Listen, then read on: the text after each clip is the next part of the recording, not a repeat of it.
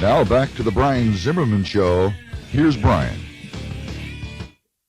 Hello, everyone. Brian here at your side again for another episode of The Brian Zimmerman Show. Hey, today I thought I'd talk about some of my biggest pet peeves when job interviewing. And there's a few of them, but just want to share a few today. I laugh when someone asks me, do I have a book of business? Now, I'm a BDR, I'm a front end guy. I don't close deals, I don't write proposals, I don't meet with clients. I do the front end setting up appointments. And the ones who have a book of business are the AEs, the account reps, the ones who write proposals, the ones who close the deals, the ones who meet with prospects and clients. Those are the ones that have a book of business. And people always assume that just because you have a book of business means that it's an easier sell. And that's complete opposite of it. Is the truth is that it's not an easy sell. You still have to sell them. Even though they know you, it might be a warmer lead because you know them, but it does not make selling any easier just because you have a book of business. I've had someone tell me once on an interview, well, what questions should we be asking you? And it's also a big red flag when someone says at the end of an interview, and when you think that they like you and you like them and it's going good, don't hesitate to pursue other opportunities. We won't hold you back if you like to pursue other opportunities. You know what that means? That means they don't want you. Why in the world would someone that wants you or is considering you tell you to go after other opportunities? Makes no sense.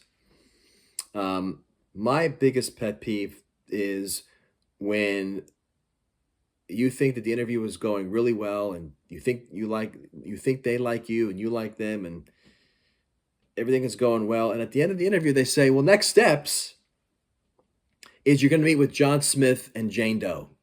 Okay, great, right? But what happens is silence happens and then ghosting. And you reach out to them and you reach out to them and you reach out to them and they don't call you back. I think it's totally disrespectful. I think it's totally unprofessional.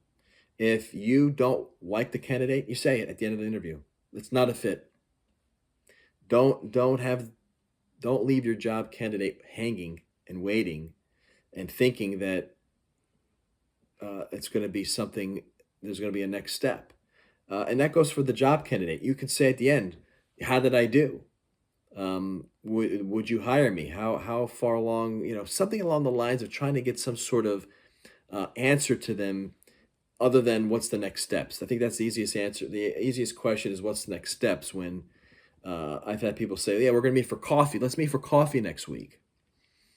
And my advice to hiring managers is just to be honest with your job candidates. Okay.